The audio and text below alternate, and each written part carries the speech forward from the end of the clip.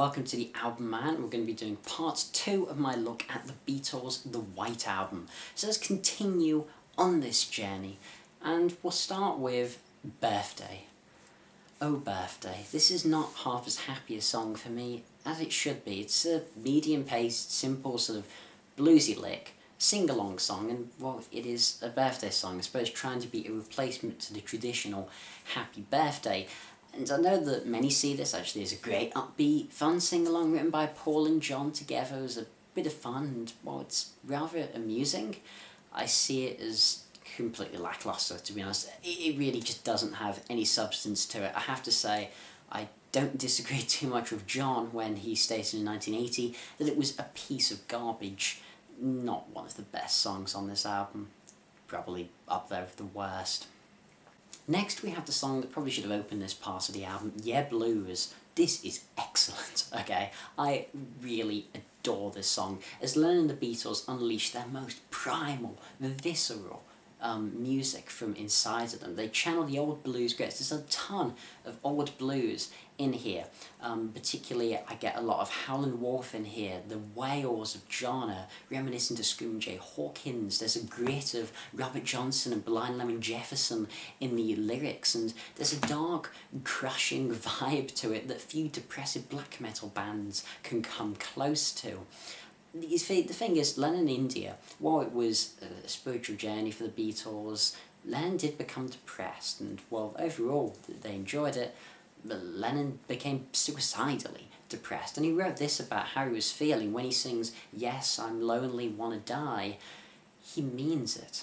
But what really brings this to life is the way that it's performed. It has a live barroom blues, dirty feel to it. All four of the Beatles are face to face in a small room in Abbey Road Studios. Sure, it's sloppy and rough, it veers in and out of tune with the odd incorrect chord, and just some of the most vicious guitar that you'll come across in a Beatles song, or any song of the 60s. That guitar solo is one of the heaviest solos you get until Black Sabbath, heavily distorted and recklessly visceral. It's a fury that channels that of like Pat Hare on Cotton Crop Blues, and truly kicks ass and takes names. And if it couldn't even get better than that, there's also an interesting Dylan reference where Lennon says, "I feel so sad," or just like Dylan's Mr. Jones.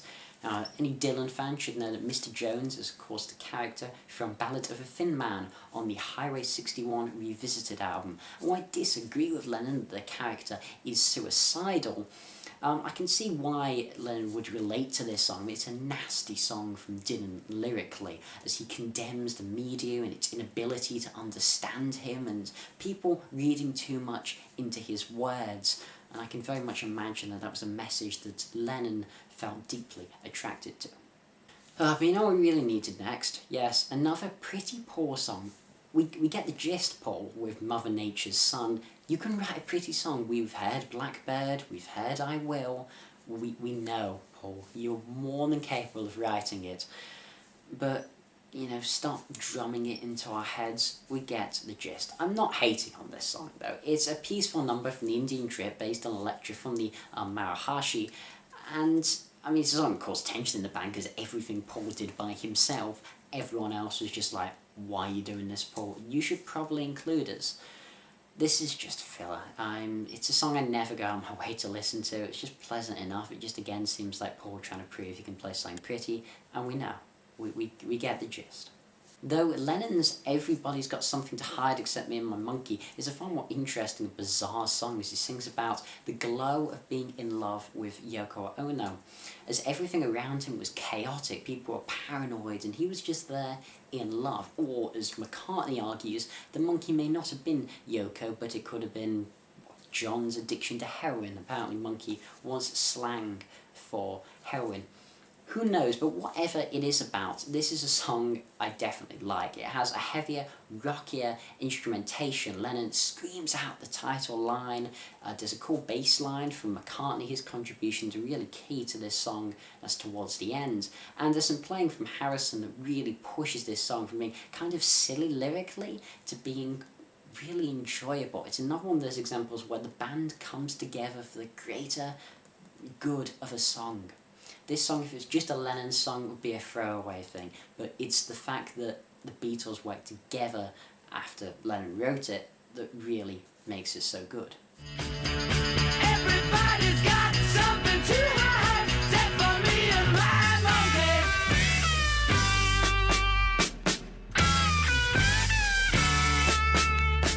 monkey. Now, quite a few Lennon songs on this disc, and there's another one with Sexy Sadie. This was written in response to accusations towards the Maharishi, I can't say that very well, that he made sexual advances towards the actress Mia Farrow, who was with the Beatles at the time, and as we discussed in the last part, her sister Prudence Farrow was the person which Dear Prudence was written about.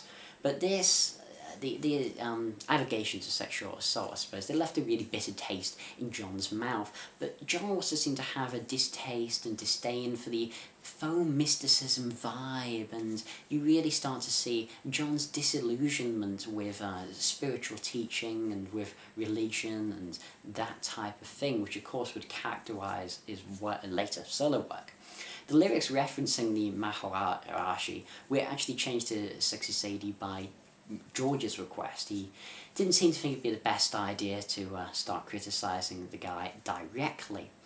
And the song's based around a piano riff, which is so good that Radiohead pinched a bit of it for use in Karma Police.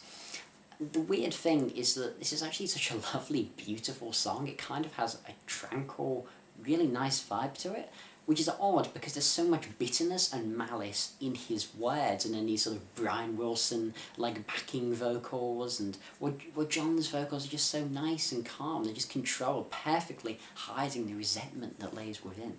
So I did say that my favourite song on the White Album is on this disc, and here it is, Helter Skelter. This is Paul McCartney at his best. I mean, fuck me, this song is heavy. I mean, this is 1968, and yet the dissonance and brutal distortion, the intense drumming, the screaming rock is almost psychotic vocals from Paul as he channels the rock and roll of Little Richard into a more modern age of hard rock and metal. It seemed to come about that Paul had heard Pete Townsend of The Who boasting about how rough and ready his music was, how loud The Who were, and well, he listened to it and was a bit disappointed. It's like, it's alright, but it's not as heavy as I expected. It's not, I can do much better than that. So he did, and he made something far more intense than any of The Who's 60s output. In fact, probably anything The Who have done. That's not a diss towards The Who, because I love that band. This is the ultimate Beatles jam. This is one of the best songs, in my opinion, they ever wrote, to be quite honest. I love that as well as just having the heavily distorted guitar lick, you have some experimentation going on and some weird things. Like, I always get a bit of a sort of Hendrix vibe when you come to the fading in and out of the sounds in the middle. And it just creates altogether this wild mental sound. I mean, Ringo roars at the end, I've got blisters on my fingers, and going for that heavier sound, it's really just one of the signals, this new dawn of heaviness in music, that people are moving away just melody and fun rock guitar lines to really wanting something just heavier and darker and more evil. Again, the diversity of the Beatles, not just capable of doing catchy, melodic pop songs, they're not just going to do I Want to Hold Your Hand, or Pretty Balanced Like Yesterday, but they're capable of getting down and dirty with a song that could rival any of Led Zeppelin's material in terms of pure heavy metal jamming. First vinyl side of this, second disc, ends with a George Harrison number, Long, Long, Long. This is the first George song we've covered it in this part, and this is one that many critics, and myself included, do see to be a criminally underrated song. It's often dismissed as just yet another Beatles ballad, but this is far better than what we've had from Paul earlier in the album with Mother Nature's Son, in my opinion. This has such a unique and distinct home to it. George's voice caresses your ears with his soothing, sleepy vocals about the joys of finding God.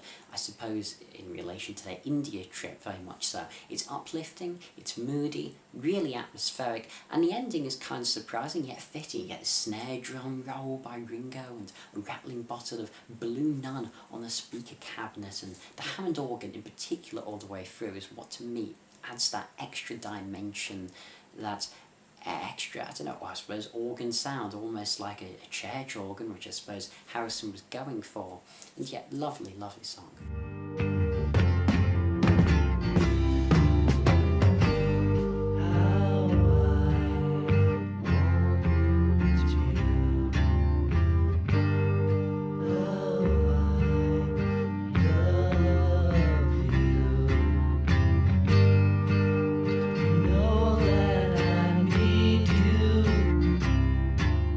Revolution 1.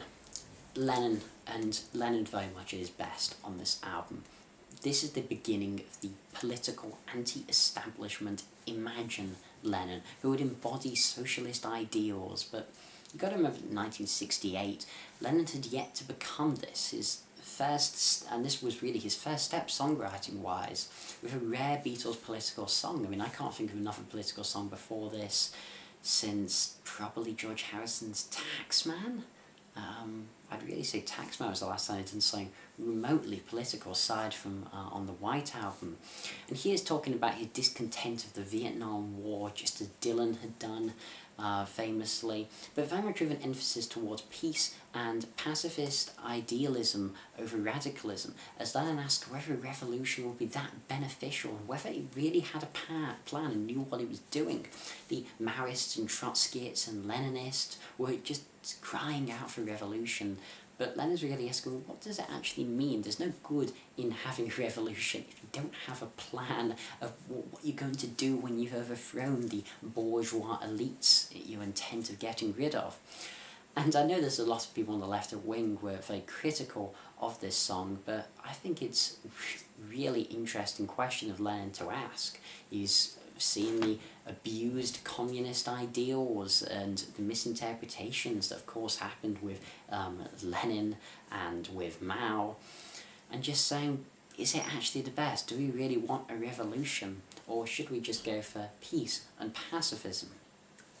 It's a very interesting question, and I do love this song lyrically. I think it's one of Lennon's finest lyrical moments. Now, of course, there are two versions of this song. The one we're going to be talking about is the bluesier piano version, the slower one, as opposed to the hard rocking single that was paired with Hey Jude, because this is the version that we have on the album. It's the original one, and to be honest, it's the one I prefer the most. What do we say about the rocking version of Revolution? It was manufactured just to be a single version of this, and I do find it to be not disingenuous to the original, but I don't find it to be as honest, and I think it's the brutal honesty in Lennon's words that really make this song as good as it is. The refrain has that magical, classic Beatles quality to it, intensely melodic, yet with a depth of music intertwined beneath the lyricism. It's a classic and one of the best on the album.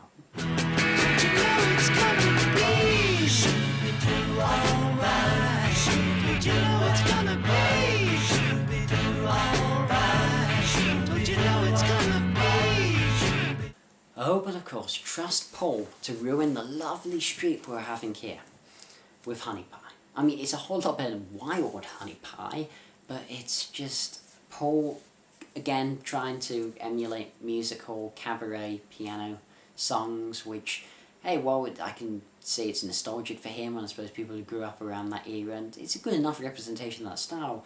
The problem is I still dislike that style. It doesn't change my mind on it, and I still have zero interest in that type of music. I mean, this song does nil nada for me, to the point where I actually dislike it.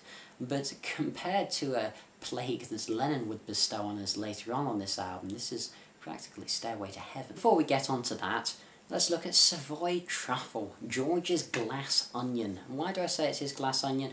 Because not only does it have food in the name, but this is a very self-referential song containing many Clapton references and being about Clapton's chocolate addiction. I wasn't aware that Clapton had a chocolate addiction, but hey, Harrison knew him far, far better than I. The lyrics are mainly about sweet treats, really. It's definitely different. I don't know if it's different in a good way. In fact, I'd say it's different in a throwaway, why is this even on the album, piece of fluff, this belongs just on a Beatles anthology. Oh look, this is a rare core song of Harrison's instead of being on the White Album.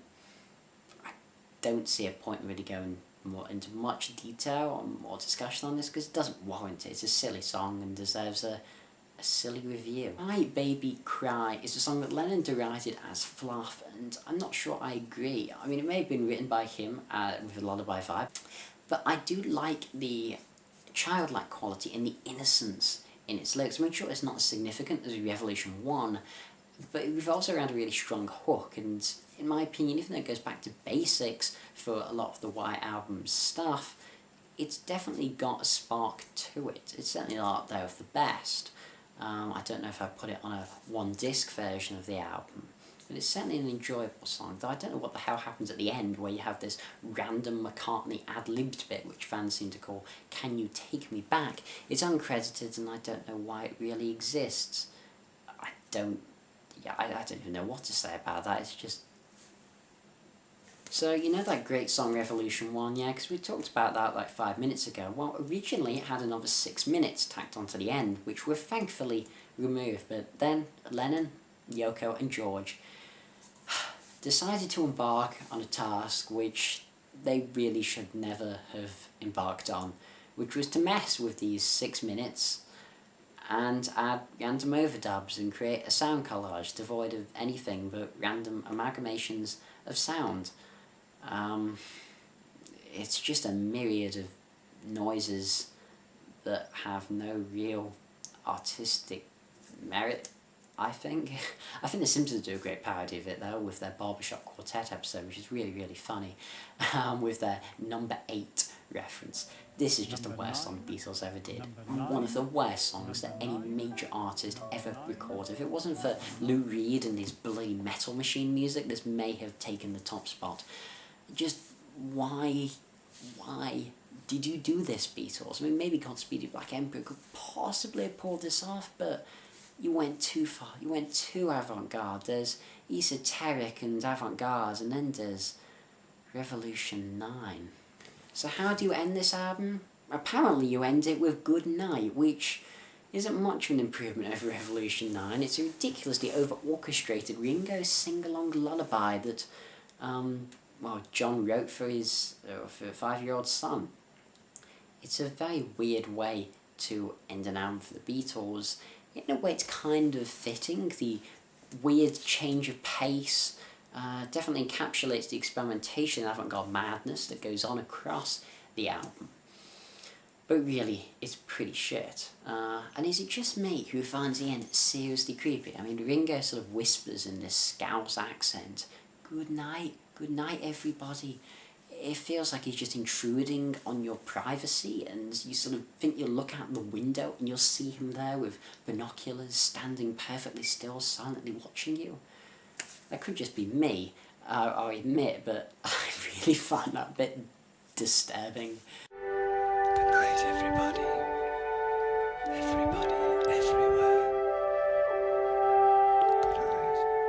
Good night, everybody. In conclusion, the album shows the highs and lows of the band, and what at the time was not the most critically well received album, in retrospect has become a classic and it's held in many publications and one of the best albums ever and a near perfect album. And I think people are taking it way out of perspective and just putting on the rose-tinted spectacles. There is a lot of dead weight here, and I think far too many critics forget that, or conveniently like to forget and just say, well, the good stuff's so good that it doesn't matter. I'm afraid it does when Revolution 9 goes on for 9 of the longest minutes of your life. But there is still the brilliance. There is still the brilliance. For every travesty like Wild Honey Pie, Revolution 9, there's loads of genius songs. But the dead weight does bog it down, so I can't give it good conscience more than an 8 out of 10. It's a great Beatles album, and it's one I go back to often, but it is still overrated and overhyped while being a great album. But what about the next album? What about Abbey Road, their second from last and the last album they recorded together? We'll find out in the next part. This has been TheAIbumMan. Thanks for watching, comment, subscribe, and long live rock and roll.